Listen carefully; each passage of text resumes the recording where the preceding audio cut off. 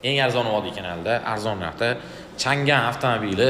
Xo'p, 2013-yilda ishlab chiqarilgan mashina, double kabina deydi-yu, bunaqa oilangizni ham olib yursangiz bo'laveradigan ikkitalik kabinada. Salonlarning holati 249 ming kilometr atrofida masofani bosib o'tibdi. Salonlarning holati yaxshi, orqalari ham chiroyli, pokiza turibdi.